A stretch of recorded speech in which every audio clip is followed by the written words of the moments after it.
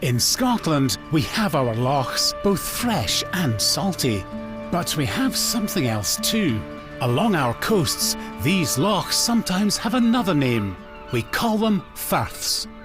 Firths are large bodies of open seawater, and the word firth was once written and pronounced frith, and is said to derive from the Viking word fjord. And fjords, as we all know, are really sea lochs by another name. The Scottish landscape is studded with lochs, over 30,000 of them at the last count. And to appreciate them better, I'm on a loch hopping journey across Scotland, exploring the long fjord-like sea lochs around the coast, crossing the great freshwater lochs of the Highlands and discovering the secrets of the many lochans that stud the open moors. In this programme, I'm exploring the lochs and firths of the northeast of Scotland, uncovering dark mysteries of the past, learning the alchemy of fire and glass, and hearing tales of witchcraft and prophecy. This grand tour is heading for the firths of Sutherland and Easter Ross.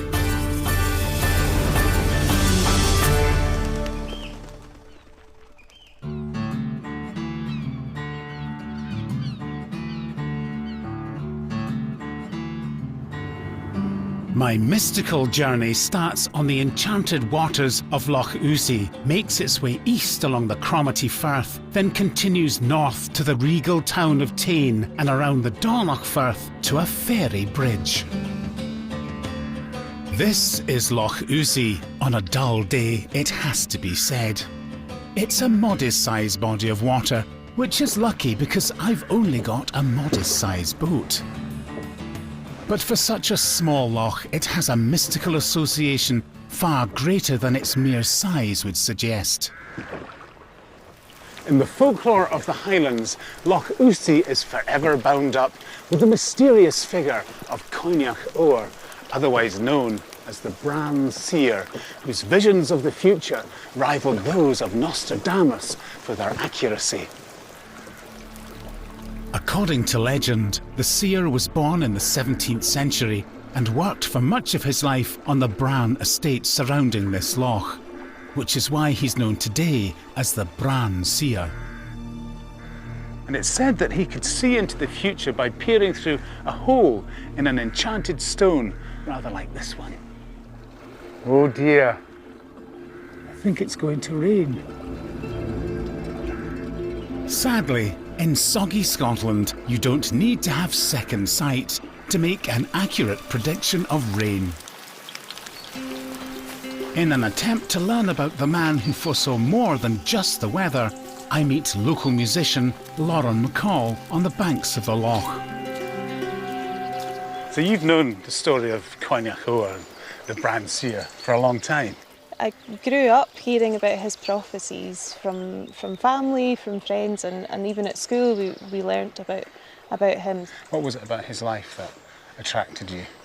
A lot of the Bran Seer's prophecies are very imagery based. The first one that I came to really was that one day all the hills of Ross shall be strewn with ribbons. And some people take that to mean roads, or it could be electricity pylons, but I think it's a beautiful image. And it seems to me, I might be wrong, but a lot of the prophecies of the Bran Seer are warnings about the future, about what might happen. Yes, and a lot of the kind of big disasters of our time he seemed to foresee. Something like Culloden. He stood 100 years before the battle on that very spot and said that blood would be spilled upon the moss. Lauren's written a whole album inspired by this legendary figure. One track celebrates the loch itself and bears its name, Lochs. And they all seem to be very, very dark, all these predictions, so doom and gloom. Is that reflected in the music that you've written? I wanted to reflect the ambiguity of his prophecies and the different ways that people can interpret them. They mirror the way that I think about music, that when you hear music it should be interpreted in a different way by every listener, but it's certainly a little bit on the dark side. Unfortunately, the seer's life ended rather darkly too. He was hurled off a local pier in a burning barrel of tar. Shame he didn't see that coming.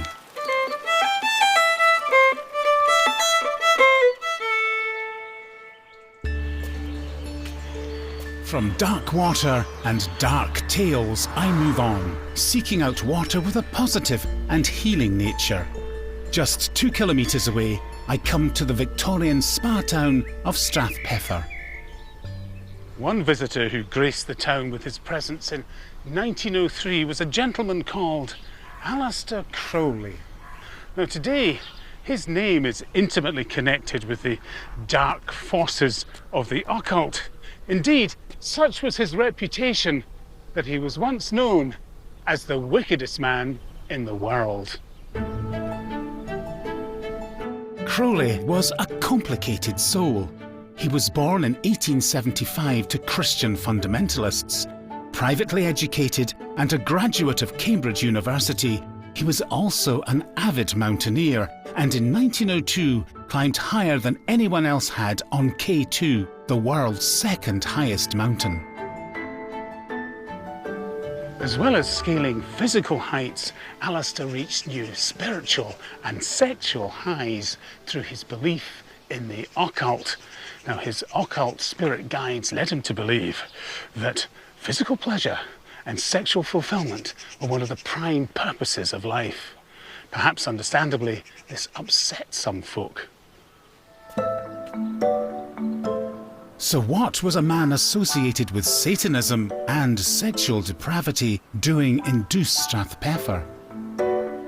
Retracing Alistair's footsteps, I meet Arthur Scott on the golf course, the very place where Crowley made a surprising offer of help to a lady in distress.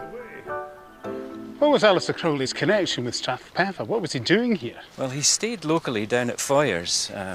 On Loch Ness side? Burleskin House, yes. And he was invited over here by a friend. And who was his friend? His friend was Gerald Kelly. He met Gerald's sister, Rose Kelly, while he was here. It was on the golf course that Alistair discovered that Rose was soon to be subjected to an arranged marriage. Whilst walking on the green, and despite having only known her for a few days, Alistair gallantly proposed a marriage of convenience. Right, here we go. Oh dear, the spirit guides are clearly not on my side today. That was rubbish. So they ended up being a happily married couple? They did. They seemed to have fallen in love in the course of their honeymoon period, and they conceived 2 children. They lasted 6 years before Alistair got itchy feet and divorced Rose. It's interesting because Crowley has this reputation of being the beast, doesn't he? The wickedest man in the world. But, you know, in his relationship with Rose, he shows a certain degree of chivalry. He showed a lot of compassion, I think, towards her, and he was an honourable man, I think, in his own way as well, yes. Well, let's see if I can complete this game with honour. Good luck. I've got my patter. Having learned of the beast's softer side, I can't help feeling that perhaps Crowley's reputation as a bogeyman is a bit overblown. Yes!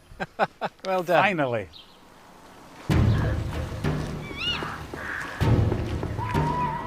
From the healing waters of Strathpeffer, I detour south to the Black Isle, where I've heard tell of a strange and mysterious wood. At a place called Lochs, I venture into a dark tangle of trees and come across a rather unsettling spectacle. Now, this extraordinary place is the famous Clootie Well, and despite the fact that we're very close to a busy road, there's a strange, mysterious and slightly ominous feel to the place. Now, all the bits of cloth you can see hanging from the trees have been left here by visitors and pilgrims, I suppose you could call them, who've come here to the well. The well is associated with healing. Believers claim that if you bring a cloth or a clute here that's touched an ailment, when it disintegrates, the illness will fade. Jess. Meeting me at this magical place is Jess Smith, a Scottish traveller whose mother once sought assistance from the spirits of the well. When I was 6 years of age, I broke my leg, and my mother came here and said, you know, my wee lassie's legs no healing, you know, could you help?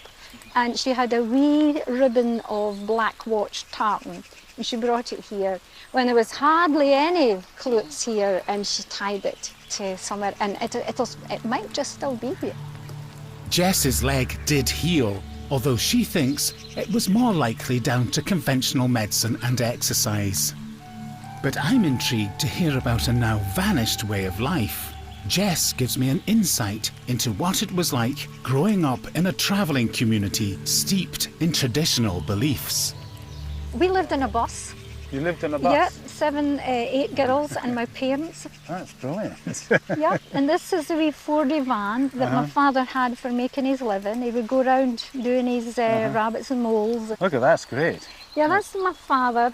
And that's me, age 14. Now, when a traveller girl gets to age 14, her mother makes her an apron. So that's all gone. Is that your first apron? That's my first apron. So that's a big occasion. That's very symbolic. Yes, that's me That's you all becoming a growing up. woman. That's me becoming a woman. So you yeah. can start cooking and working I can in the start kitchen. cooking and washing the dishes. Well, they're wonderful memories, and I think you must feel quite privileged in a way to have been able to experience that. It was lovely days. I'm glad I was born when I was, and I lived through those times. I truly am, you know. Jess's childhood memories are an antidote to the weird Clootie well, which I have to say I find a bit unnerving. So it's a relief to be back on the trail again. Crossing the Cromarty Bridge, I get my first view of the Cromarty Firth. Today, this arm of the sea is dominated by enormous oil rigs, waiting for an upturn in the fortunes of the North Sea oil industry. One of the best places to view the full extent of the Cromarty Firth and its stacked oil rigs is a hill called Lochs, which is where I'm heading next. On the top of the hill stands an unusual folly called the Fyrish Monument. It commemorates the gates of an Indian city defeated in an 18th century colonial battle. But it's really the celebrated view that I'm interested in. From here, you can see all the way to Nig at the entrance to the Firth, which is where I'm off to next. In the 1970s, Nig was synonymous with the booming oil industry. It employed thousands at the famous fabrication yard to build gigantic rigs like those now standing idle in the Firth. Long before the coming of the oil industry, and longer ago even than the Bran Seer and his predictions, Nig was an important cultural site to the ancient Picts, who dominated this part of Scotland in the early centuries of the first millennium.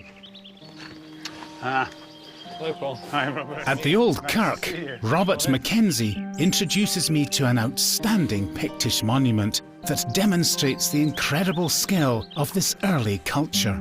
Wow. Is this it? This is the Nig stone then? This is it, yeah. Carved in the 8th century. And the Picts are thought to be responsible for carving this, is that right? Yeah. And it's a real combination of both Christian artwork and symbolism and the old Pictish symbolism as well. So those elaborate swirls and the interlaced knots, they're all features of pretty much Celtic Pictish culture. That's right, yeah. And what about the top here? What's going on there? It's St. Paul and St. Anthony, and it's the earliest depiction of the Eucharist in Britain. So you've got a dove bringing down a piece of consecrated bread. You can see that it's got a chip out of it, so that it's broken, representing the broken body of Christ, and it's above a chalice for the consecrated wine.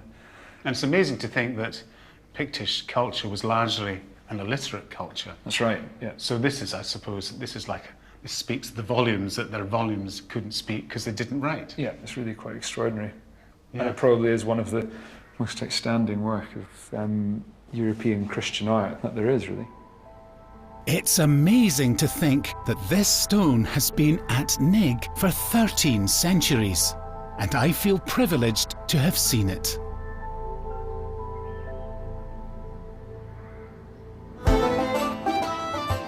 leaving the shores of the Cromarty Firth, I make my way north to the town of Tain, on the southern edge of the Dornoch Firth, another long arm of the sea. In 1066, Tain was given a royal charter by the Scottish King Malcolm, making it the oldest royal borough in the whole of Scotland, with over 1,000 years of trading history. Being a royal borough gave a town like Tain special trading privileges. Now, whilst it was never exactly the Hong Kong of its day, it did have a low tax regime to encourage business. Sadly, the tax incentives are long gone, but there are still artisans here creating enchanting works of art.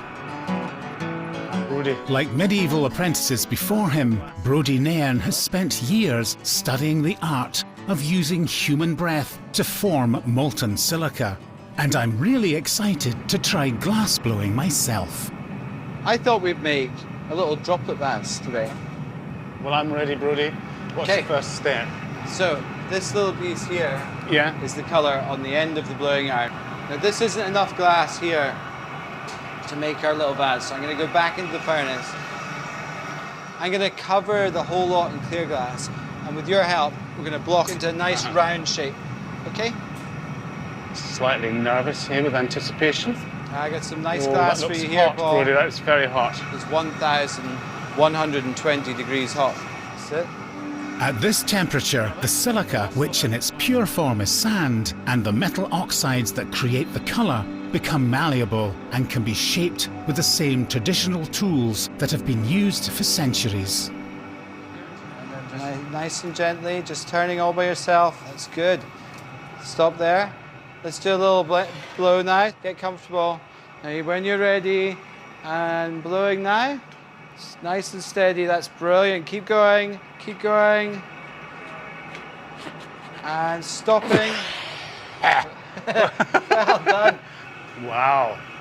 That's centrifugal forces, breath and heat creating this. That's brilliant. And incredible skill. Incredible skill. Now already that is a nice little vase. But let's pull out the top just to see if we can get a little flower shape going.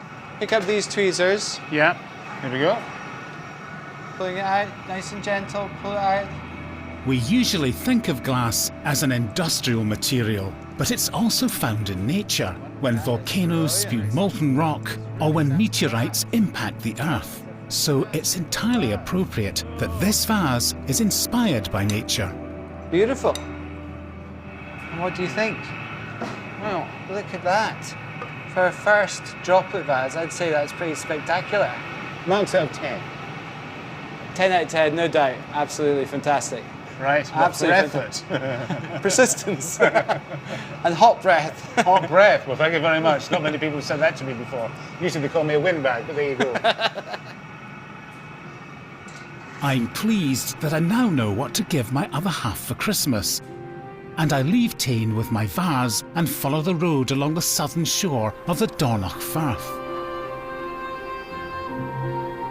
These are treacherous waters. In 1809, the community experienced a catastrophe when an overladen ferry capsized with the loss of 99 lives. Thankfully, getting across the Firth these days is far less hazardous. Thomas Telford designed a bridge here just 3 years after the tragedy, making it a safer journey to my next destination. Loch Migdale is a remote freshwater loch. I have to admit I'm a little apprehensive about the Migdale name, but my worries appear to be unfounded as I enter the miraculously midge-free Fairy Glen, where I meet William Thompson. Hi William. Hello, Paul. Nice to meet you. Who's this? This is Ned. And is Ned going to lead us the way? He knows the way. He We won't does, get doesn't lost. he? You've got a very illustrious ancestor who's got a connection with this place. Who was he? He was Andrew Carnegie, and he was a Scot born in Dunfermline who, at the age of 13, emigrated with his family to the United States. To the land of opportunity. To the land of opportunity, and he took full advantage of the opportunities that were offered to him and ended up a very rich man indeed. Carnegie's life seems to have been touched by magic. As an immigrant employed as a bobbin boy in a cotton mill, he worked hard, invested shrewdly, and became the richest man in the world. Despite realising the American dream, he retained an affection for Scotland and bought the magnificent Skibo Castle and surrounding estate. And we're on the grounds of the Skibo estate, as it was in those days. We are indeed, yes. He had a particular affection for this part of his estate, did he not? He did indeed. In fact, he built a log cabin here, and it was one of the entertainments to take his guests up here for lunch. Walking up the enchanting glen, Carnegie's guests would have crisscrossed 9 bridges to get to the cabin. Sadly, little remains today, but I'm hoping to find something tangible to connect me to the great businessman. So was it up here somewhere? Yes, just straight ahead from here. You should be seeing it now. Is that the outline of the old foundations? Yes, that's the look. outline of the foundations. Yeah. He got some old slates from the Yeah. roof. Yes. Did he have many guests up here of note? I suppose one of the most well-known would be Rudyard Kipling. And he asked Carnegie if he could come to Scotland to finish his novel Kim. So Carnegie lent him a house, and he stayed there with his father and his cousin Philip Burne-Jones, the artist. And when he was staying here, I understand he had a little bit of difficulty getting the essential supplies to get the old juices, the creative juices flowing. Oh yes, they did. They ran out of whiskey. So they sent a cartoon drawing to Carnegie showing their distressed condition. Right. Without the whiskey. This is it here.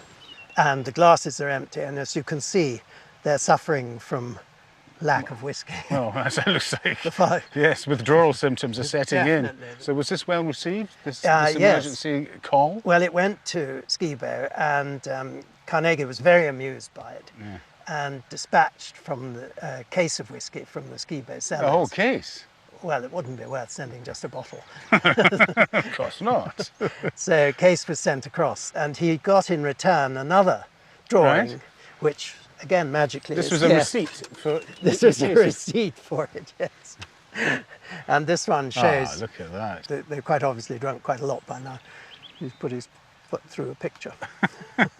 They've been restored. They've been restored, yes. It's incredible to think that one of our greatest literary figures, Rudyard Kipling, may have visited this very spot, drunk in the magical atmosphere and its spirit, quite literally. Leaving William, I make my way east, heading to the town that shares its name with the Firth, Dornoch. Before 1960, a grand way to enter the royal borough of Dornoch was to take the train. But sadly, no more. The station closed on the 13th of June 1960. Like so many other places across the country, a casualty of changing times. As the last steam train left the station, locals thronged the platform to wave goodbye, marking the end of an era. But however they arrived, I'm sure visitors would have been impressed with the town's fine architecture. The old town of Dornoch boasts some fine and truly venerable buildings. That's the ancient cathedral over here to my left, which stands opposite the site of the once luxurious Bishop's Palace. But these ancient buildings have witnessed a troubled history, a dark period when a fear of black magic, superstition and ignorance led to unspeakable cruelty. The most notorious punishment for witchcraft was to be burnt, and the last witch to be burnt in Scotland was executed here in Dornoch, and her name was Janet Horne. This cruel sentence was carried out in 1727. I meet Dornoch Minister Susan Brown to find out more. Susan, why was she accused of witchcraft? She was an elderly person and apparently suffered from what we would call Alzheimer's, and her daughter had a kind of a deformity, so she had a hand that wasn't quite a full hand, and she had, some say, a problem with her foot as well. And that aroused the suspicion of And the that neighbours. aroused well, they created this thing that the daughter was being changed into a horse Right. at night, and Mum was riding this horse to do the devil's work. Right. What happened to Janet after she was accused of witchcraft? Was she taken to trial? She was indeed. She was tarred and feathered first, and then she paraded through the town, taken out to here, crowds following behind, and then burned at the stake. So here we are. This is where the dreadful deed was done. It is indeed. This stone marks the place where Janet met her painful death. But perhaps her suffering wasn't in vain. Just 9 years later, the terrible punishment for witchcraft was finally abolished in Scotland. Her name lives on, and her story lives on, and the truth of it, which is important. From the old town of Dornoch and its troubling association with witchcraft, I cross an area of salt marsh and sand dunes, heading to my final mythical destination, Dornoch Point, where the Firth joins the open sea. At low tide, a series of sandbanks can be seen almost stretching across the Firth. These are known as the Gizzen Briggs, or leaky bridges. The Gizzen Briggs are, well, at least according to local legend, the ruins of a supernatural structure built by the fairies in a task that competes with the labours of Hercules. The story goes that a clan chief fell in love with a beautiful woman who lived on the other side of the Firth. The chief wanted a bridge built so that he could visit her easily. To do this, he secured the help of an army of fairies, but they were given the wrong command. Instead of building a bridge of stone, they tried to build one of sand, a task they could never complete. When the wind is high and the tide is low, some people say they can hear voices coming from the Gizzen Briggs as the fairy folk labour at their impossible task, making this a suitably supernatural place for me to end my grand tour from Lochs to Dornoch. I'm in an area shaped by war and rebellion on my next grand tour as I travel through the wild lands of Moidart. Ride the river rapids of extreme Wales as former rugby international Richard Parkes goes kayaking this Friday night at 7. But next on BBC Two, the RNLI race to the rescue of a sinking yacht, saving lives at sea.